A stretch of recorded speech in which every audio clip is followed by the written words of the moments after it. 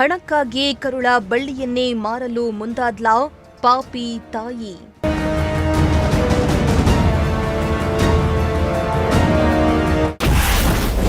ಮೆಜೆಸ್ಟಿಕ್ನಲ್ಲಿ ಇಬ್ಬರು ಮಕ್ಕಳನ್ನ ಬಿಟ್ಟು ತಾಯಿ ಎಸ್ಕೇಪ್.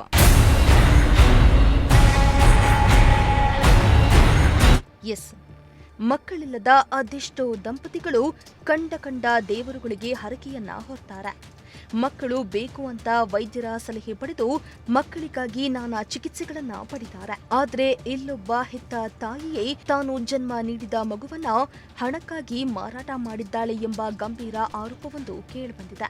ತನ್ನ ಮಗುವನ್ನ 5 ಲಕ್ಷ ಹಣಕ್ಕಾಗಿ ಮಾರಾಟ ಮಾಡಲು ಯತ್ನಿಸಿ ನಾಪತ್ತೆಯಾಗಿದ್ದಾಳೆ ಎಂದು ಇದೀಗ ಪತಿಯೇ ಪೊಲೀಸ್ ಠಾಣೆ ಮೆಟ್ಟಿಲೇರಿರುವ ಘಟನೆ ಸಿಲಿಕಾನ್ ಸಿಟಿ ಬೆಂಗಳೂರಿನಲ್ಲಿ ನಡೆದಿದೆ.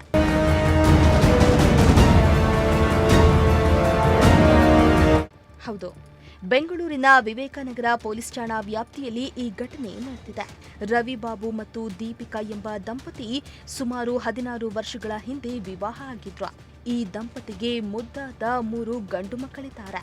ಆದರೆ ದಂಪತಿ ನಡುವೆ ಸಣ್ಣ ಪುಟ್ಟ ವಿಚಾರಕ್ಕೂ ಆಗಾಗ ಗಲಾಟೆ ಆಗ್ತಾನೆ ಇತ್ತಂತೆ. ಕಳೆದ ಏಪ್ರಿಲ್ 18ರಂದು ಕೂಡ ದಂಪತಿ ನಡುವೆ ಜಗಳವಾಗಿದ್ದು, ಪತ್ನಿ ದೀಪಿಕಾ ಮನೆ ಬಿಟ್ಟು ಹೋಗೋದಾಗಿ ಹೇಳಿ 3 ಮಕ್ಕಳನ್ನ ಕರೆದುಕೊಂಡು ಹೋಗಿದ್ದಾಳೆ.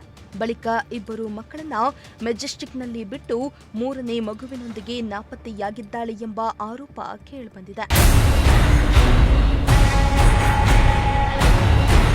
ಇನ್ನು ದೀಪಿಕಾ ತನ್ನ 3ನೇ ಮಗುವನ್ನ 5 ಲಕ್ಷ ರೂಪಾಯಿಗೆ ಮಾರಾಟ ಮಾಡುವ ನಿರ್ಧಾರ ಮಾಡಿದ್ದಾಳೆ.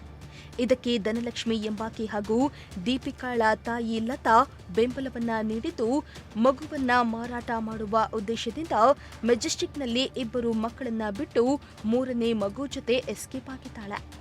ಅಲ್ಲದೆ ಈ ಹಿಂದೆಯೂ ದೀಪಿಕಾಳನ್ನ ಅವಳ ತಾಯಿ ಮನೆಗೆ ಕರೆದುಕೊಂಡು ಹೋಗಿದ್ದು, ಆ ವೇಳೆ ಅವಳನ್ನ ವಾಪಸ್ ಕಳಿಸೋದಿಲ್ಲ ಅಂತ ಇಬ್ಬರು ಮಕ್ಕಳ ಜೊತೆ ಜಗಳ ಮಾಡಿ ಕಳಿಸಿದ್ರು ಎಂದು ಪತಿ ರವಿಬಾಬು ಆರೋಪ ಮಾಡಿದ್ದಾರೆ.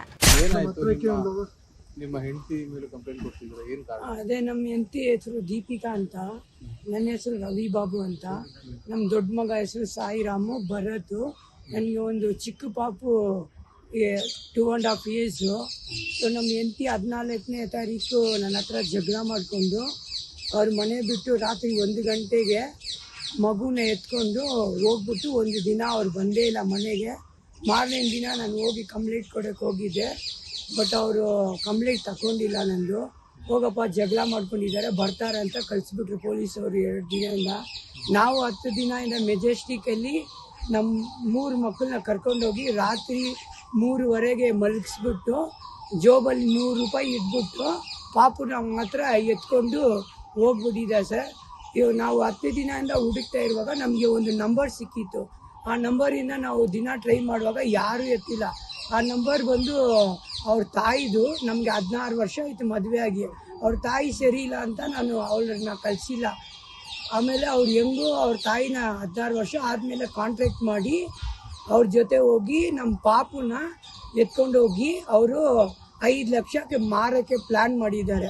ಅವರ ತಾಯಿ ಹೆಸರು ಬಂದು ಲತಾ ಅಂತ, ಅವ್ರ ತಂದೆ ಹೆಸರು ಗೋಪಿನಾಥ್, ಅವ್ರ ತಮ್ಮ ದಿನೇಶ್, ಆಮೇಲೆ ಇನ್ನೊಬ್ಬ ಅವ್ರ ತಮ್ಮ ಇದ್ದಾನೆ ಸರ್.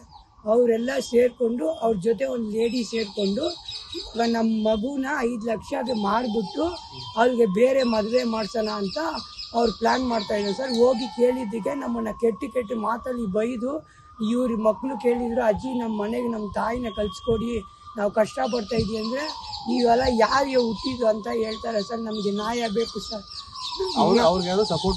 ಸಪೋರ್ಟ್ ಮಾಡ್ತಾ ಇದ್ದಾರೆ ಸರ್. ಎಲ್ಲೂ ಬಚ್ಚಿಟ್ಕೊಂಡಿದ್ದಾರೆ. ಇವತ್ತು ತನಕ ಹೇಳ್ತಾ ಇಲ್ಲ. ಪೊಲೀಸ್ ಅವ್ರನ್ನ ಹೋಗಿ ಕೇಳಿದ್ರೆ ಹೋಗೋರ್ಗೆ ಹೇಳ್ತೀವಿ ಅಂತ ಅವರು.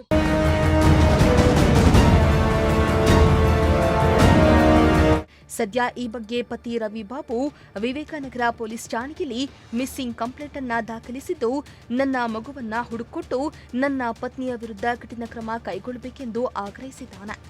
ಇನ್ನು ಈ ಸಂಬಂಧ ದೂರು ದಾಖಲಿಸಿಕೊಂಡಿರುವ ಪೊಲೀಸರು ತನಿಖೆಯನ್ನ ಮುಂದುವರೆಸಿದ್ದಾರೆ.